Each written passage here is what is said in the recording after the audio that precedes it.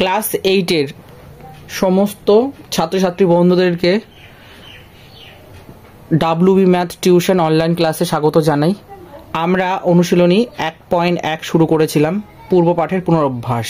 ঠিক সেই অনুশীলনী 1.1-এর বি দাগের এখানে 29টা মতো অঙ্ক ছিল। তো সেখান থেকে আমরা 11টার মতো অঙ্ক কমপ্লিট করেছিলাম গতকালের ক্লাসে। আজকে তারপর থেকে আমরা অঙ্কগুলো শুরু করছি, যতটা পারছি আমি তোমাদের করিয়ে দিচ্ছি। আর যা বাকি থাকবে, অর্থাৎ এই ক্লাসটা আমরা পার্ট 2-তে কমপ্লিট করব, আর যা বাকি থাকবে তা পার্ট 3-তে কমপ্লিট করলে আশা করি মোটামুটি এই অনুশীলনীটা কমপ্লিট হয়ে যাবে। তারপর আমরা অনুশীলনী 1.2 শুরু করব। ঠিক আছে বন্ধুরা, পরপর অঙ্কগুলোর সমাধান দেখতে থাকো। ক্লাস 8 প্রভাতী গণিত অনুশীলনী 1.1। ঠিক আছে, 12 নম্বর দাগ থেকে অঙ্ক শুরু হবে। বলছে ধান ও ধান থেকে উৎপন্ন চালের অনুপাত 3:2 এবং গম ও গম থেকে উৎপন্ন সুজির অনুপাত 4:3 হলে সমান পরিমাণ ধান ও গম থেকে উৎপন্ন চাল ও সুজির অনুপাত নির্ণয় করো। ঠিক আছে, তো যেহেতু এটা অনুপাত চ্যাপ্টারের অঙ্ক ছিল, মানে টপিকগুলো আমরা আগেই আলোচনা করে দিয়েছি, তো সেই চ্যাপ্টারেরই এই অঙ্কগুলো যতটা কমপ্লিট করেছিলাম তারপর থেকে কন্টিনিউ করছি। ধান ও চালের অনুপাত 3:2, গম ও সুজির অনুপাত 4:3। এটা এই দুটো অনুপাত আমাদের কোশ্চেনে কিন্তু বলে দেওয়া আছে। ঠিক, সুতরাং 3 ইউনিট ধান থেকে 2 ইউনিট চাল উৎপন্ন হয়, তাহলে 1 ইউনিট ধান থেকে 2/3 ইউনিট চাল উৎপন্ন হবে। এটা হলো ঐকিক নিয়মে করছি কিন্তু বন্ধুরা। ঠিক আছে, আবার 4 ইউনিট গম থেকে 3 ইউনিট সুজি উৎপন্ন হয়, তাহলে 1 ইউনিট গম থেকে 3/4 ইউনিট সুজি উৎপন্ন হবে।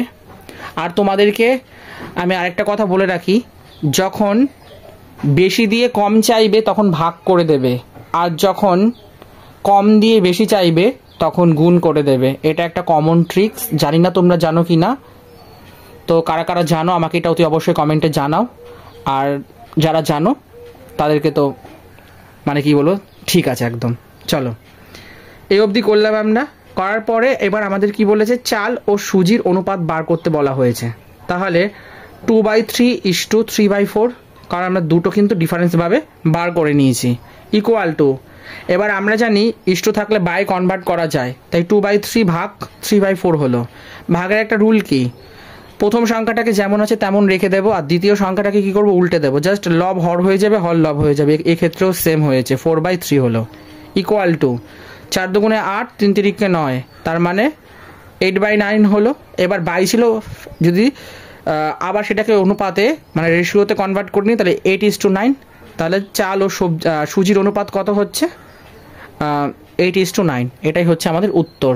দেখো তোমরা কেউ বুঝতে পারলে কিনা, যদি কোনো ডাউট থাকে তাহলে কিন্তু আমাকে কমেন্টে জানাবে। দেখে নেব 13 নম্বর প্রশ্নটির সমাধান। বলেছে 4 বছর আগে এ ও বি এর বয়সের অনুপাত ছিল 11:14 এবং 4 বছর পরে তাদের বয়সের অনুপাত 13:16। তাহলে এ এবং বি এর বর্তমান বয়স নির্ণয় করো। ধরে নিচ্ছি এ ও বি এর বয়স 11x আর 14x। কেন কি অনুপাত থাকলে সেটাকে সেপারেট করার জন্য আমরা একটা করে এক্স ধরে নিই বা একটা করে চলরাশি ধরে নিই, তবে কিন্তু সেটা সেপারেট করা যায় না, ডিরেক্ট লিখতে পারবো না। ঠিক আছে, শর্তানুযায়ী কি বলেছে, যেহেতু বলেছে 4 বছর আগে, ঠিক আছে, তাহলে 11x এর সাথে 4 যোগ হলো আর 14x এর সাথে 4 যোগ হলো। এখানে বলেছে না 4 বছর, সরি আগে না, আগে হলে তো বিয়োগ হয়। I am really sorry friend, কিছু মনে করো না তোমরা। তো এখানে কি হচ্ছে, যেহেতু 4 বছর পরে বলেছে, পরে বললে যোগ হয়, আগে হলে বিয়োগ হয়, তাই 11x এর সাথে 4 যোগ হলো আর 14x এর সাথে 4 যোগ হলো, ইকুয়াল টু 13/16। ঠিক আছে, এই যে অনুপাতটা বলে দেওয়া আছে।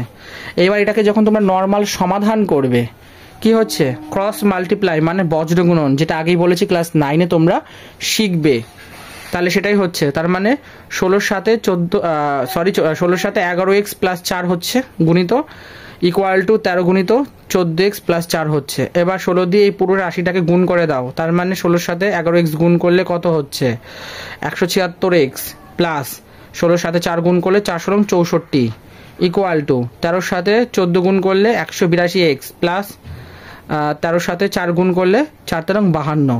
এবার আমরা কি জানি, যেটা আমাদের বার করতে হয় সেটাকে সবসময় বাঁ দিকে রাখতে হয়। তাহলে এখানে 176x রয়েছে, এবার এখানে রয়েছে 182x। এবার এটা প্লাস আছে, এদিকে আসলে কি হচ্ছে বাঁ দিকে মাইনাস। তাহলে যখন বিয়োগ করছি তখন কত পাচ্ছি, যার চিহ্ন বড় সেটা বসছে, আর বিয়োগ ফল কত হচ্ছে 6x ইকুয়াল টু, এটার ক্ষেত্রে সেম -12। এখানে একটু জাম্প স্টেপ করা হয়েছে, একটা স্টেপ দেখানো হয়নি, তো তোমরা যখন ফেয়ার করবে সেই স্টেপটা কষে নেবে, নাহলে কিন্তু বুঝতে পারবে না। দুপাশে মাইনাস কেটে যাচ্ছে, 6 দিয়ে 12কে কাটলে কত হচ্ছে x ইকুয়াল টু 2। তাহলে বর্তমান বয়স কত পাচ্ছি, এর বর্তমান বয়স হচ্ছে 11 গুণিত 2 প্লাস 4। 11 গুণিত 2 প্লাস 4 কেন হবে, কারণ দেখো 11x প্লাস 4 ছিল, ঠিক আছে, এক্সের ভ্যালু আমরা বার করে নিয়েছি। তো 11 সঙ্গে 2 যোগ করলে কত, 11 দুগুণে 22, 22-এর সঙ্গে 4 যোগ করলে কত হচ্ছে 26 বছর। আর বিয়েরটাও সেম, তার মানে 14x প্লাস 4। তাহলে 14 সাথে 2 গুণ করলে যত পাচ্ছি, মানে 14 দুগুণে 28, তার সাথে 4 যোগ করলে কত হচ্ছে 32 বছর। এটাই হচ্ছে আমাদের সঠিক উত্তর। ঠিক আছে বন্ধুরা, দেখে নেব 14 নম্বর প্রশ্নটির সমাধান। দুটি সংখ্যার গড় 62, যদি ছোট সংখ্যাটির সঙ্গে 2 যোগ করা হয় তবে সংখ্যা দুটির অনুপাত হয় 1:2। সংখ্যা দুটির পার্থক্য নির্ণয় করো, মানে ডিফারেন্স জানতে চাওয়া হয়েছে। ধরে নিচ্ছি ছোট সংখ্যা x এবং বড় সংখ্যা y, তাহলে গড় কত হচ্ছে x প্লাস ওয়াই বাই 2। তাহলে এখানে গড় কত বলে দেওয়া ছিল 62, তাহলে 62 equal to x plus y by 2। তাহলে এখানে x plus y equal to কত হচ্ছে, 62-র সাথে 2 গুণ করলে 124, সেটাকে 1 নম্বর সমীকরণ দিয়ে নাম দিয়ে রাখলাম। অনুপাত বার করবে এবার, x plus 2 by y equal to কত, কত বলে দেওয়া আছে অনুপাত 1:2, তাই 1/2 হলো। ক্রস মাল্টিপ্লাই করছি, করে কত পাচ্ছি আমরা, y equal two 2x plus 4, এটাকে 2 নম্বর নাম দিয়ে রাখলাম। এবার 1 নম্বর আর 2 নম্বর যখন যোগ করছি তখন আমরা কত পাচ্ছি, x plus 2x plus 4 equal to 124। তাহলে এখানে কত হচ্ছে, x আর 2x, 3x plus 4 equal to 124, 3x equal to 124, মানে 124 থেকে 4 বাদ দিলে 120 হচ্ছে, x ইকুয়াল টু কত হচ্ছে 40। তাহলে y এর ভ্যালু কত পাবো, এখান থেকে y এর ভ্যালুটা আমাদের জানতে হবে। তাই y ইকুয়াল টু 2 এর সাথে 40 গুণ করলে আর তার সাথে 4 যোগ করে দিলে কত হচ্ছে 84। তাহলে এবার আমাদের পার্থক্যটা বার করতে দিয়েছিল y minus x equal two 84 minus 40 equal to 44। তাহলে সংখ্যা দুটির পার্থক্য কত, 44, 44। এটাই হচ্ছে আমাদের উত্তর। দেখে নেব 15 নম্বর প্রশ্নটির সমাধান। বলছে 2 অঙ্কের, এই অঙ্কটা ভেরি ভেরি ইম্পর্টেন্ট, ঠিক আছে, স্টার করবে। 2 অঙ্কের একটি সংখ্যার সাথে তার অঙ্ক দুটির সমষ্টির অনুপাত 4:1, ঠিক আছে। যদি একক স্থানের অঙ্কটি দশক স্থানের অঙ্কটি অপেক্ষা 3 বেশি হয় তবে সংখ্যাটি নির্ণয় করো। ধরে নিচ্ছি 2 অঙ্কের সংখ্যা 10 প্লাস b, যেখানে a হলো দশকের অঙ্ক এবং b হলো এককের অঙ্ক, ঠিক আছে। যেটা ধরে নিচ্ছি সেটা এক্সপ্লেনও করে দিচ্ছি।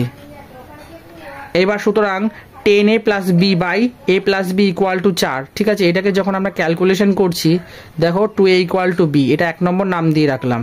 এবার b equal two a plus 3, এটাকে 2 নম্বর নাম দিয়ে রাখছি। এবার আমরা কি করব, b এর একটা ভ্যালু জানি 2a, তাই b কে সরিয়ে 2a equal to a plus 3, তার মানে ইকুয়াল টু 3 পেলাম। তাহলে সমষ্টি 10a plus b equal to কত, 10 এর সাথে 3 গুণ করে তার সাথে 6 যোগ করে দিচ্ছি, তার মানে কত পাচ্ছি 36। তাহলে সংখ্যাটি কত, সংখ্যাটি হলো 36। আশা করি বন্ধুরা বুঝতে পেরেছে যতটা সহজ আর যতটা কি বলবো ইজি মেথডে করানো যায় এবং সময়ের সাথে যতটা আপডেটেড করে সলভ করানো যায় ততটাই আপগ্রেড এবং ইজি এবং সহজ সরল ভাষায় কিন্তু আমি অঙ্কগুলো তোমাদের জন্য রিপ্রেজেন্ট করছি, যাতে তোমরা পরীক্ষায় ফুল মার্কস ক্যারি করতে পারো। ঠিক আছে বন্ধুরা, দেখে নেব 16 নম্বর প্রশ্নটির সমাধান।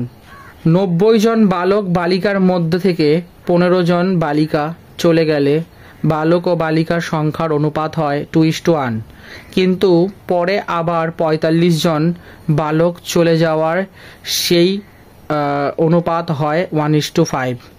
প্রথমে ওই দলটিতে কতজন বালিকা ছিল, ঠিক আছে। ধরে নিচ্ছি বালকের সংখ্যা a এবং বালিকার সংখ্যা b, তাহলে a প্লাস b মানে টোটালটা বলে দেওয়া আছে 90, তাই 1 নম্বর দিলাম। 15 জন বালিকা চলে গেল, তার মানে বালিকা চলে গেছে, বালিকা কত ধরেছিলাম b, তাই a বাই b এর থেকে 15 বাদ করে দিচ্ছি ইকুয়াল টু কত 2, মানে 2:1 ছিল, এর তলায় 1 লেখা আর না লেখা সেম, ঠিক আছে।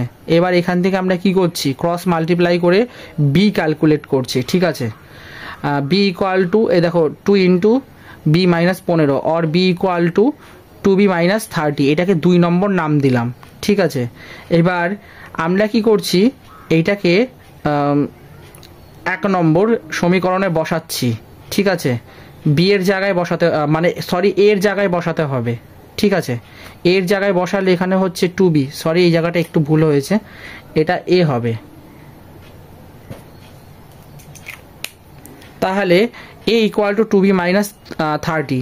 এবার এটাকে সরিয়ে দিয়ে আমরা কি করছি, 2b মাইনাস 30টা বসালাম আর প্লাস বি যেমন ছিল রেখে দিলাম আর 90 যেমন ছিল তেমন বসিয়ে দিলাম। এটাকে সমাধান করে বি ইকুয়াল টু কত পেলাম আমরা, 40।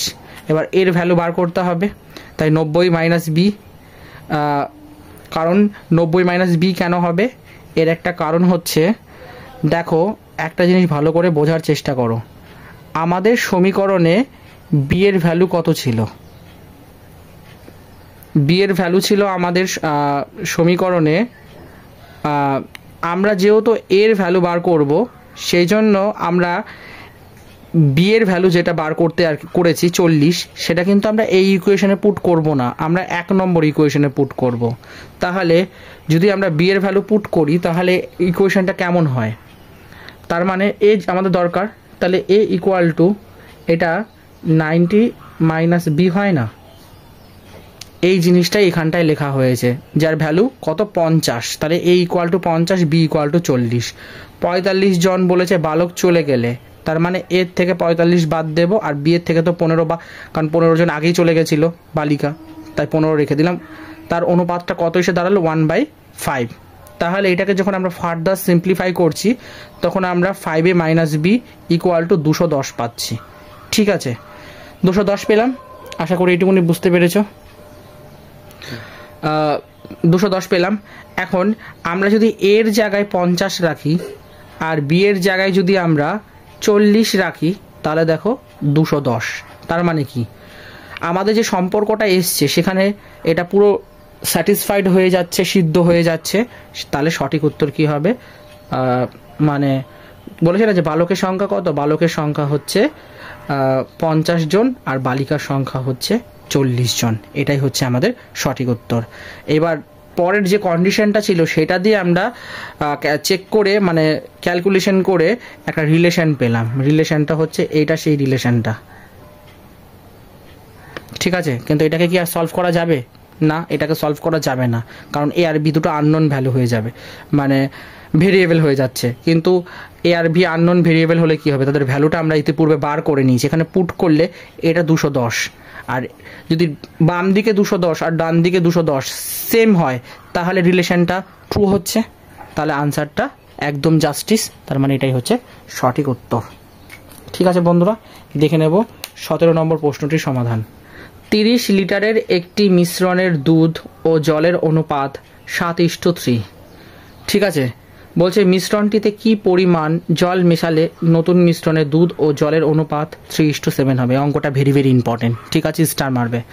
বলছে 30 লিটারের দুধ ও জল মিশ্রণের অনুপাত 7:3, এটা বলে দেওয়া আছে, এটা গিভেন কন্ডিশন মানে প্রদত্ত, তাই এটা লিখলাম। দুধের ভ্যালুটা বার করছি 7/10 × 30। এখন প্রশ্ন হচ্ছে কেন, কারণ আমাদের দুধ হচ্ছে 7 আর জল হচ্ছে 3, ঠিক আছে। তাহলে যেটা বার করতে দেয় সেটা আগে থাকে, তাহলে দুধটা আগে লিখলাম বাই, এবার দুটো অনুপাতের যোগফল লিখতে হয়, সাথে সাথে 3 যোগ করলে কত হয় 10, ইন্টু যেটা টোটাল বলে দেওয়া থাকে তাকে গুণ করে দিতে হয়, এটাই হচ্ছে রুল। ঠিক আছে, করলে কত হচ্ছে 21 লিটার। জল সেমভাবে বার করলাম 9 লিটার। নতুন অনুপাত 3:7 করতে, মানে নতুন যে অনুপাতটা বলে দেওয়া আছে না 3:7, এই নতুন অনুপাতটা 3:7 করতে আমাদের বলেছে কত লিটার দুধ, হ্যাঁ কি বলেছে যে মিশ্রণটিতে কি পরিমাণ জল, মানে এই নতুন যে অনুপাতটা 3:7 এটা বানাতে গেলে আমাদের ওই মিশ্রণের মধ্যে কি পরিমাণ জল মেশাতে হবে সেটাই আর কি বলছে, তাই লিখে দিয়েছি x লিটার জল যোগ করতে হয়। এবার আমরা কি জানি, জল বার করেছি 9 লিটার বাই, এটা তো এটা তো প্রথমে যেটা ছিল, ঠিক আছে, এই 7:3টা, সেটাকে ক্যালকুলেট করে আমরা যেটা পেয়েছি সেটা আপডেটেড ভ্যালু, তার মানে এটা তো নিউ। এবার আমাদের বলছে নতুন নতুন যে অনুপাত 3:7, এটা বানাতে গেলে আমাদের বলেছে কত লিটার জল যোগ করতে হবে। তো জল কত ছিল, আমরা জলটা বার করলাম 9, এবার 9/, এবার 21-এর সাথে আমরা কি করব, আমরা আগে অঙ্কটাতে বললাম যে যেটা বার করতে দেয় মানে সেটাকে উপরে রেখে বাই দুটো অনুপাতের যোগফল নির্ণয় করতে হয়, কিছুক্ষণ আগে তাই বললাম তো। কিন্তু এই ক্ষেত্রে আমরা এটা কি করছি 9/, তাহলে এখানে তো তোমাদের প্রশ্ন অনুযায়ী 21-এর সাথে 9 যোগ হওয়া উচিত ছিল না, 21-এর সাথে 9 যোগ হবে না। এই কারণেই হবে না, কারণ আমরা এখানে যেহেতু আমাদের জল জানতে চাওয়া হয়েছে সেই জন্য x লিটারটাও একটা জল, আর 9 এটাও একটা, 9 লিটারটা এটাও একটা জল, জলের সঙ্গে জল মেশাবো নাকি জলের সঙ্গে দুধ মেশালে তো মিশ্রণটা আবার সে উল্টো বিক্রিয়া হয়ে যাচ্ছে। তাই 21-এর সাথে কি করছি আমরা, এটা তো দুধ ছিল, ঠিক আছে, নতুন মিশ্রণ যেহেতু বলেছে সেই জন্য 21-এর সাথে আমরা কি করেছি জল বার করব, সেই জন্য আমরা কি করেছি 21-এর সাথে এক্সট্রা যোগ করে দিয়েছি। আমার মনে হচ্ছে তোমরা এই জায়গাটা বুঝতে পারছো না, আমি তোমাদেরকে ভালো করে বুঝিয়ে দিচ্ছি। দেখো, প্রথমে আমাদেরকে বলে দিয়েছিল 30 লিটারের দুধ ও জলের মিশ্রণের অনুপাত 7:3 ছিল তো, ঠিক।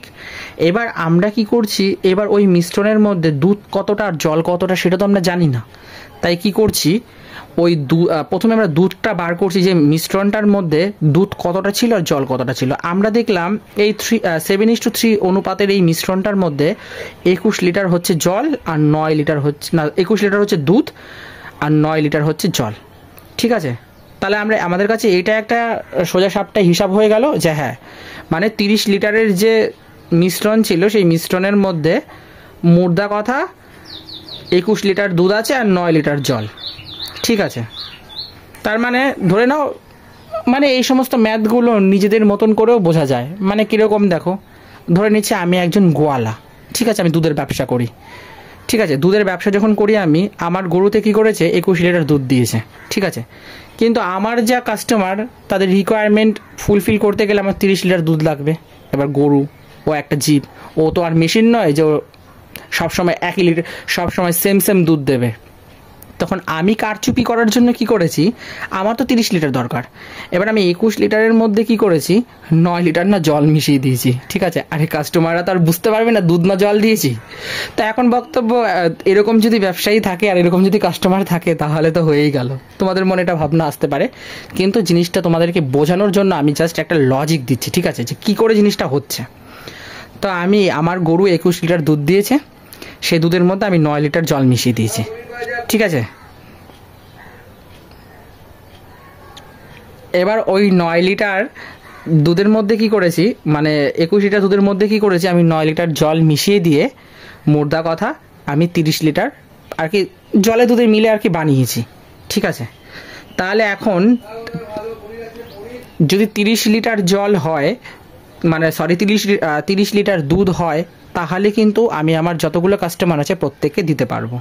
21 লিটার হলে কিন্তু আমি দিতে পারবো না, তাই আমি 9 লিটার মিশিয়ে কী করলাম, এটাকে করলাম 30 লিটার বানালাম দুধটাকে, ঠিক আছে। তাহলে এখন প্রশ্ন হচ্ছে আমি 30 লিটার দুধের মধ্যে মানে মানে এবার সেটা দুধ ছিল না কি মিশ্রণ ছিল সেটা অ্যাকচুয়ালি পরিষ্কার বলা নেই। তো যাই হোক, আমি দুধ একটা এক্সাম্পল হিসাবে নিলাম। তো যে 30 লিটারের যে মিশ্রণটা ছিল সেই মিশ্রণের মধ্যে 21 লিটার ছিল দুধ আর 9 লিটার ছিল জল, ঠিক আছে। এবার এটা তো হলো, বলেছে মিশ্রণটিতে কি পরিমাণ জল মেশালে মিশ্রণের দুধ ও জলের অনুপাত 3:7 হবে। বলছে এই মিশ্রণটা একটা, যে মিশ্রণটার মধ্যে আমি এই কাজটা করেছি, যে আমি 21 লিটার দুধ আর 9 লিটার জল মিশিয়েছি, তো তার মধ্যে বলেছে ওই মিশ্রণের মধ্যে আমি এমন কতটা জল মেশালাম যে নতুন যে অনুপাতটা আসলো সেটা 3:7, ঠিক আছে। তাহলে আমি কি পরিমাণ জল মিশিয়েছি সেটা তো আমি জানি না, মানে আমি জানি তোমরা তো জানো না, তাই তোমরা ধরে নিলে যে আমি ওর মধ্যে x পরিমাণ জল যোগ করে দিয়েছি, ঠিক আছে। তাহলে আমাকে যেহেতু জল বার করতে হবে সেই জন্য আমি কি করলাম, আমার জল কত ছিল 9 লিটার, তাই 9 লিখলাম বাই, এবার দুধ কত ছিল দুধ ছিল 21 লিটার, তাই বসালাম, যোগ। এখন প্রশ্ন, এখানে এখানে এক্স লিখবো না 9 লিখবো? না, এখানে 9 লেখা যাবে না, কারণ নতুন নতুন যে জলটা জানতে চেয়েছে, এটা তো পুরনো জল ছিল 9টা, ঠিক আছে, আর নতুন যে জলটা সেটা তো এক্স তোমরা ধরে নিয়েছো, তাই এখানে এক্স লিখলে ইকুয়াল টু 3/7, যেহেতু অনুপাত, এটা নতুন মানে মিশ্রণটা হয়েছে। এইবার তোমরা যখন এটাকে ক্যালকুলেশন করছো, দেখো দুপাশে সেম আছে, কেটে গেলে 0, তাহলে 3x = 0 হলে x = 0 হচ্ছে। তাহলে নতুন অনুপাতে, ঠিক আছে, নতুন অনুপাত 3:7 করতে জল যোগ করার প্রয়োজন আছে কি? এখন প্রশ্ন, এটা একটা লাখ টাকার প্রশ্ন। কত পেয়েছে? 0, 0। তার মানে শূন্যর অর্থ হচ্ছে জল কি মিশিয়েছিলে না মেশাওনি? না, কোনো জল মেশাওনি। মানে আমি কতটা পরিমাণ জল মিশিয়েছি তোমরা ক্যালকুলেশন করে বার করলে, তার মানে তোমরা অনায়াসে বলতে পারবে না আপনি জল মেশাননি, যেটা যেরকম কি সেরকমই ছিল, নতুন, তারপরেও নতুন মিশ্রণটা ক্রিয়েট হয়েছিল। হ্যাঁ, নতুন অনুপাত 3:7 করতে জল যোগ করার প্রয়োজন নেই। ঠিক আছে, নেই কেন? কারণ আমরা ক্যালকুলেশন করে দেখলাম যে 0, মানে কিছুই তো আমরা মেশাইনি। ঠিক আছে, বোঝা গেল বন্ধুরা? আশা করি এবার তোমাদের ডাউটটা ক্লিয়ার হয়েছে। দেখে নেব 18 নম্বর প্রশ্নটির সমাধান। বলছে সোনা জলের থেকে 19 গুণ ভারী। এটা তো সত্য, সোনার ওয়েট আর জলের ওয়েট, কোথায় সোনা আর কোথায় জল, তাই না? ভারী, এবং তামা জলের থেকে 9 গুণ ভারী। তামার থেকে সোনাটা একটু ওয়েটেজ আছে, ঠিক আছে। সোনা ও তামা কি অনুপাতে মিশ্রিত করলে প্রাপ্ত ধাতু সংকটটি জলের থেকে 15 গুণ ভারী হবে? ঠিক আছে, এবার আমরা কি করছি, সেম ওই একই জিনিস ধরে নিচ্ছি সোনা ও তামার মিশ্রণের জন্য এক্স অংশ এবং ওয়াই অংশ, মানে সোনা ও তামার মিশ্রণের জন্য, ঠিক আছে, এখানে লিখতে হবে এটা সোনা হচ্ছে এক্স অংশ এবং তামা হচ্ছে ওয়াই অংশ, ধরে নিলাম। তাহলে সোনার ঘনত্ব বলছে 19 গুণ জল, আর তামার ঘনত্ব বলছে 9 গুণ জল। ঠিক আছে, কেন জল হবে? বলছে জলের থেকে ভারী, তাই। এবার মিশ্রণের ঘনত্ব 15 গুণ জল, তাহলে 19x। কেন 19x হবে? কারণ আমরা সোনা 19 ধরেছিলাম, মানে সোনা x ধরেছিলাম, তাই 19x প্লাস 9y, মানে 9y by x plus y, ঠিক আছে, ইকুয়াল টু 15। কারণ এখানে বলেছে যে সোনা আর মানে তামার যে মিশ্রণটা, এদের থেকে যে প্রাপ্ত সংকর মানে হচ্ছে যে মিশ্রণটা, এখানে তরল বলে আমরা মিশ্রণ ব্যবহার করতে পারি, কিন্তু সোনা রূপা এগুলো তো ধাতু, এক্ষেত্রে তো আমরা মিশ্রণ শব্দটা ইউজ করতে পারি না, সেই জন্য এখানে সংকর কথাটা ইউজ করা হয়েছে। সংকর মানে এখানে ধাতুর ক্ষেত্রে ইউজ করা হয়, ঠিক আছে। তো তোমরা এটা মিশ্রণ হিসাবে ধরে নিতে পারো। সেটা টোটাল কত গুণ ছিল? 15 গুণ। তো এখানে x + y = 15 করে দেওয়া হয়েছে, ঠিক আছে। এবার এটাকে যখন তোমরা ক্যালকুলেশন করবে, দেখবে আমরা ক্যালকুলেশন করে কত পাচ্ছি, x/y = 6/4 = 3/2, তাহলে x/y = 3:2। তার মানে কি বলেছে, সোনা ও তামা কি অনুপাতে, মানে 3:2 অনুপাতে মিশ্রিত করলে প্রাপ্ত ধাতু সংকটটি জলের থেকে 15 গুণ ভারী হবে। ঠিক আছে বন্ধুরা, এটা সমাধান। এটার কি বোঝাবো তোমাদের বলো? তারপরেও যদি ডাউট থাকে তোমরা অতি অবশ্যই কমেন্ট করবে। তোমাদের ডাউট ক্লিয়ার করার জন্যই আমাদের এই নবতম প্রয়াস। যাই হোক বন্ধুরা, যদি আজকের সেশনটা ভালো লাগে তাহলে অতি অবশ্যই একটা লাইক করে দিও, তোমাদের সকলের কাছে রিকোয়েস্ট থাকলো। আর এরকমই প্রতিনিয়ত প্রভাতী গণিত বইয়ের অনুশীলনীগুলোর সমাধান পেতে চ্যানেলটাকে সাবস্ক্রাইব করে পাশে থেকো এবং সাপোর্ট করো। আর কোনো রকম প্রশ্ন বা ডাউট আসলে অতি অবশ্যই কিন্তু তোমরা আমায় কমেন্টে জানাবে। দেখে নেব 19 নম্বর প্রশ্নটির সমাধান।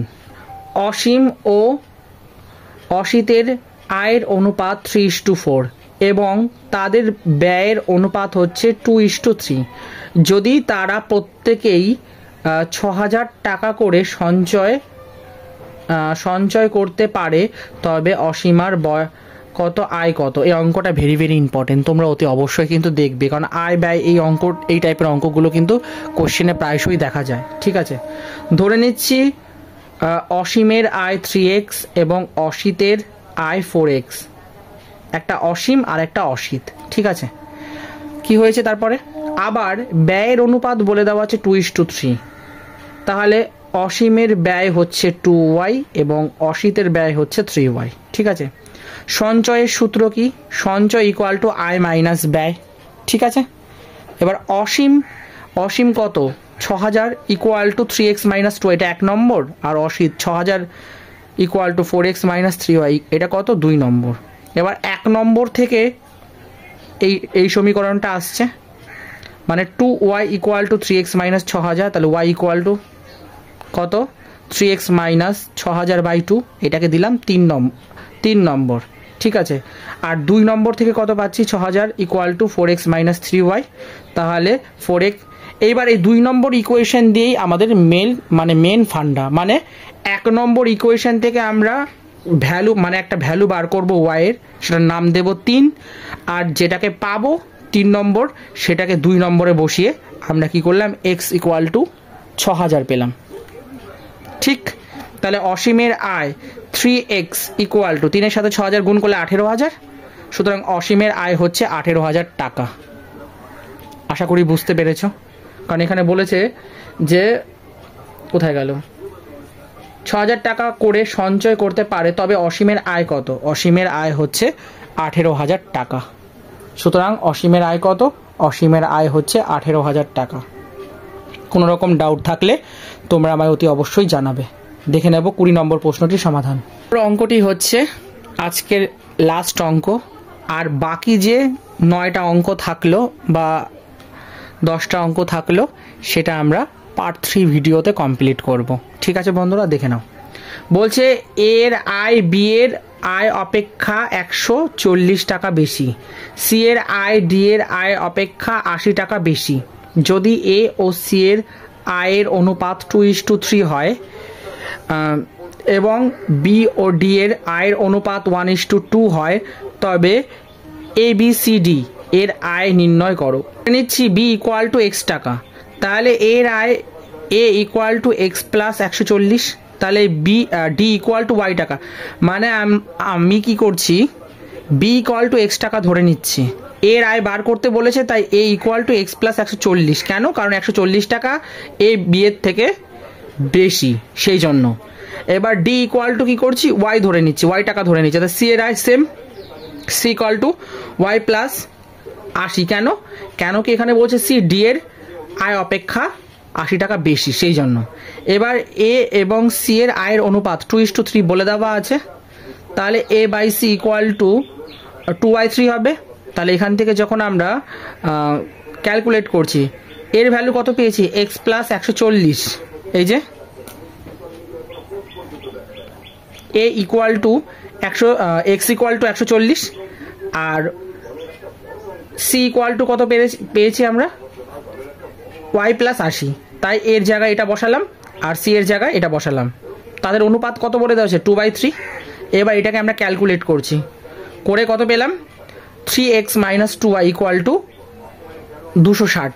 ঠিক আছে, এটা একটা রিলেশন পেলাম, মানে সম্পর্ক। এটাকে আমরা কি করলাম? 1 নম্বর নাম দিলাম। ঠিক আছে, 1 নম্বর সমীকরণ নাম দিলাম। এবার বি এবং ডি এর আয়ের অনুপাত কত বলে দেওয়া আছে? 1:2, তাই 1:2। তাহলে এবার b by d equal to 1/2 হবে। বি এর ভ্যালু কত? বি এর ভ্যালু হচ্ছে এক্স। কেন বি এর ভ্যালু এক্স হবে? কারণ বি ইকুয়াল টু এক্স ধরেছিলাম, তাই এক্স হলো। আর ডি কত ধরেছে? ডি ইকুয়াল টু ওয়াই, তাই ডি এর পরিবর্তে কত লিখবো? ওয়াই। আর এখানে অনুপাত ছিল 1:2, তাই 1/2 হলো। তাহলে এখান থেকে আমরা কত পাচ্ছি? Y equal two 2x। আশা করি এটুকুনি বুঝতে পেরেছ। এবার দেখো 1 নং সমীতে ওয়াই ইকুয়াল টু 2x বসিয়ে পাই 1 নং সমীকরণটা এইটা 3x মাইনাস টু গুণিত ওয়াইয়ের ভ্যালু কত পেয়েছি 2x, তাই ব্র্যাকেটে 2x লিখলাম, ইকুয়াল টু মাইনাস 260 তাই লিখলাম। ক্যালকুলেশন করে আমরা কত পাচ্ছি, এক্স ইকুয়াল টু পেলাম 260। এবার ওয়াইয়ের ভ্যালুটা বার করতে হবে। ওয়াইয়ের ভ্যালু কোথা থেকে বার করবো, এই যেখান থেকে। তাই 2x ইকুয়াল টু কত, 2 গুণিত 260, তার মানে 520। তাই x ইকুয়াল টু 260 আর y ইকুয়াল টু 520। দুটো পরপর ভ্যালু আমরা পেয়ে গেলাম। এরপরে আমাদের b ইকুয়াল টু x ধরেছিলাম, ঠিক, সেই জন্য b ইকুয়াল টু 260 হবে। a ইকুয়াল টু এর আমরা সম্পর্ক পেয়েছিলাম এটা, তাই এখানে x প্লাস 140। এবার x এর ভ্যালু কত, 260, 260-এর সাথে আমরা 140 যোগ করলে কত পাচ্ছি, 400। আর d ইকুয়াল টু আমরা কত y ধরেছিলাম, y এর ভ্যালু কত পেয়েছি, 520, তাই d ইকুয়াল টু 520।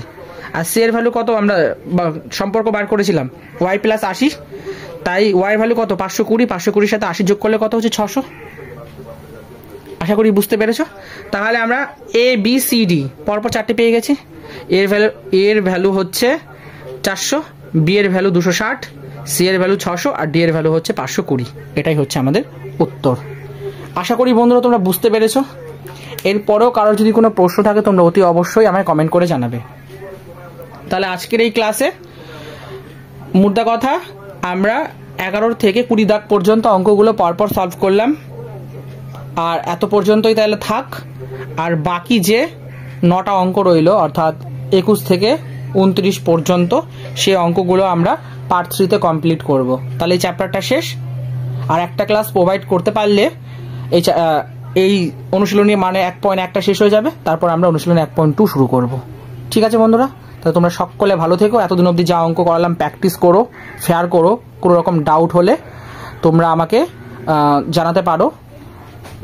ঠিক আছে বন্ধুরা, সকলে ভালো থেকো। চলো টাটা।